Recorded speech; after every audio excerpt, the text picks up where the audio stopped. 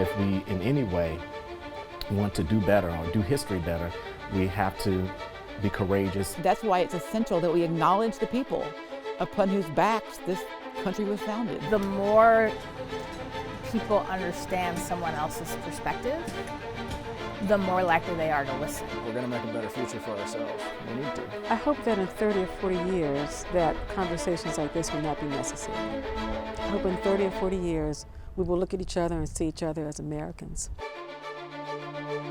I think that once people really know the history, I think then people will begin to have respect for one another. This is not just Black history. This is America's story.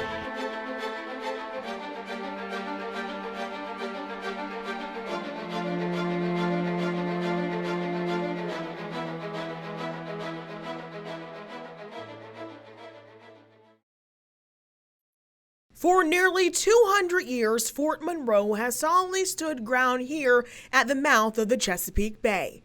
These stone walls have seen their fair share of stories dating back before the Civil War. But these shores have an even deeper foundation in American history. We're the birthplace of African American history in English North America. And that's a good selling point. You'll probably never see that on a bumper sticker, but this is where it all began. For Hampton native and resident Calvin Pearson, it's the beginning of a story he's worked decades to tell. A story of truth and pain, but one of remembrance that originated here more than 400 years ago. When we talk about 1607, the first settlers, we talk about the first Africans, we talk about the first Christmas, the first Thanksgiving.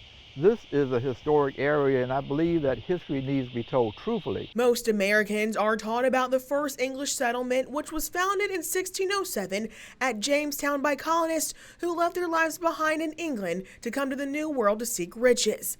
A narrative of them overcoming trials and tribulations like disease, hunger, and the climate to become a successful colony that birthed the United States of America. But 13 years after that settlement is an event Pearson wants others to remember, the landing of the first enslaved Africans in what will become our country.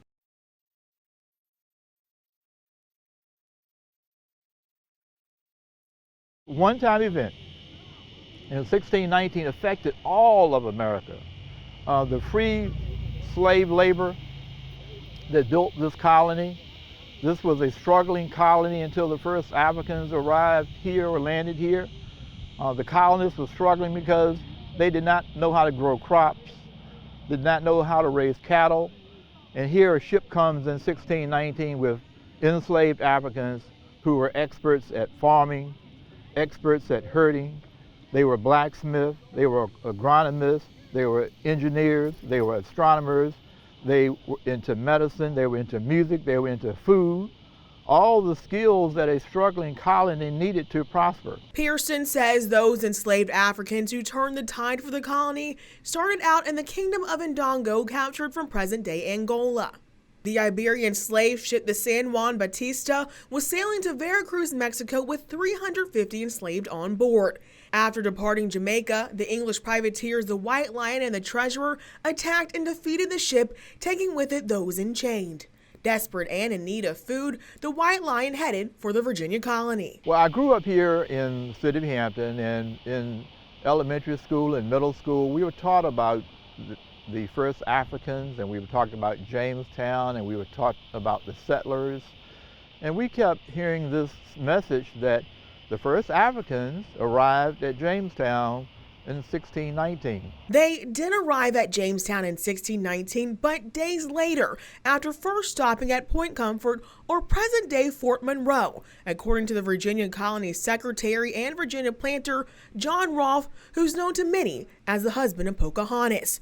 Pearson says he became curious in the 1980s about this landing story and spent the next 10 years researching. And in 1994, I approached the people at Jamestown and I said, I think you've made a mistake in your history.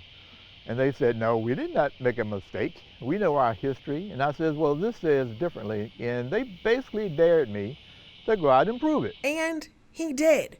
Pearson started Project 1619 in the late 90s, researching and reaching out at home and abroad to get the correct narrative.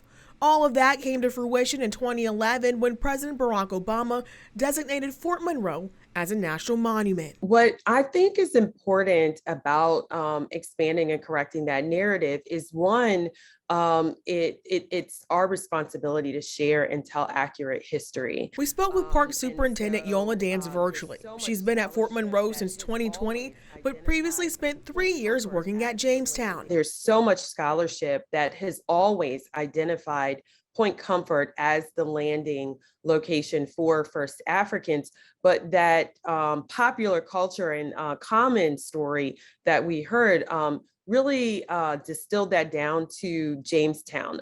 And I think that it happened for many reasons, one of which is people have context for Jamestown.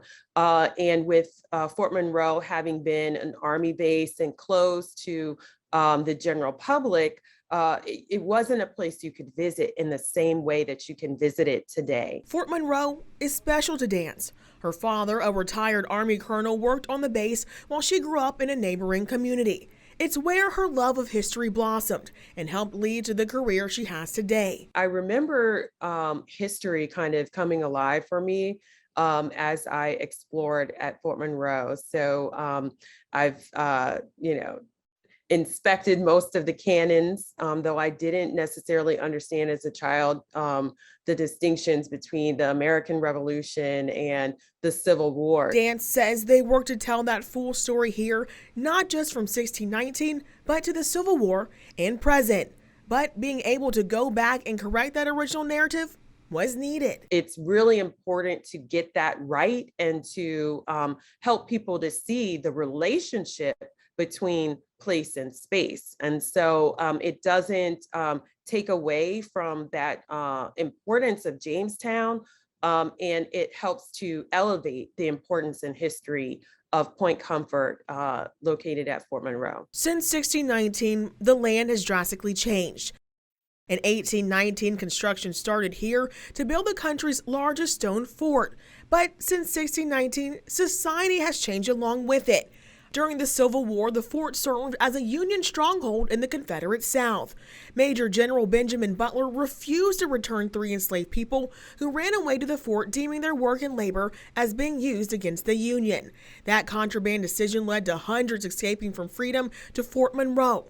And in 2019, exactly 400 years later after the landing of the first Africans, Fort Monroe took down lettering for the Jefferson Davis Memorial Park.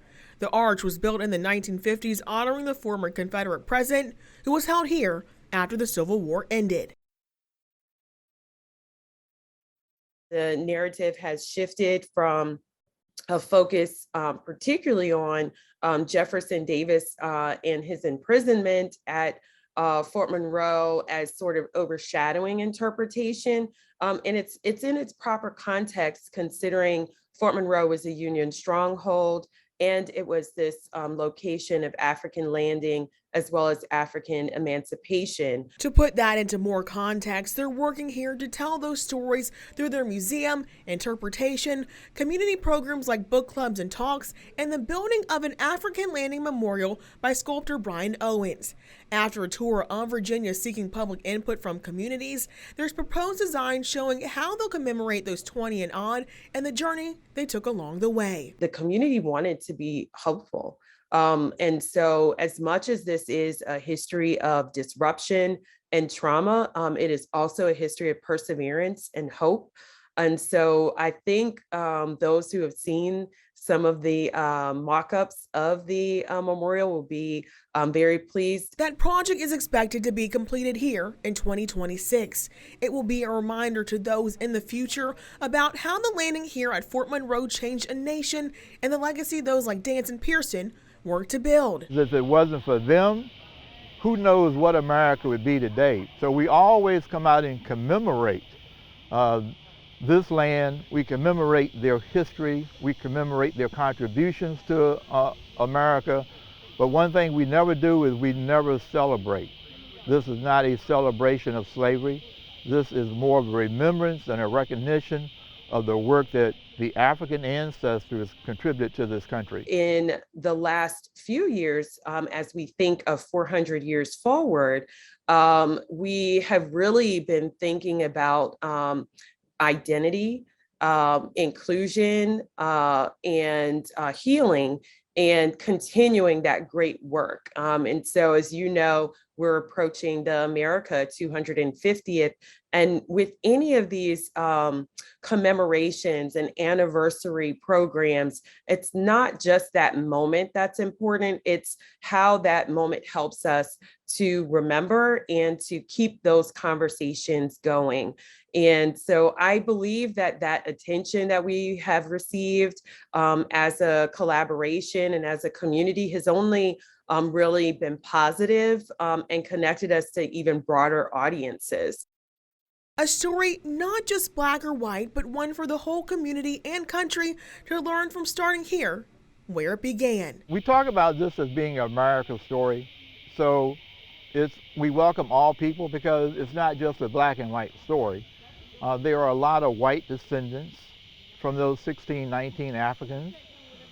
We know that there were approximately 32 Africans in the Virginia colony in 1620. And there was a lot of intermarriage going on that people don't realize that created what was a biracial community. They didn't call it that, they called them mulattoes, Melungeons, but that was the beginning of the biracial America. And a lot of those biracial descendants are still here, and they still come here. The beginning of a journey of race and discovering and healing at a place that's working to make it possible to have difficult conversations that are needed now more than ever. Virginia has a lot to talk about, and they have a lot to reconcile with.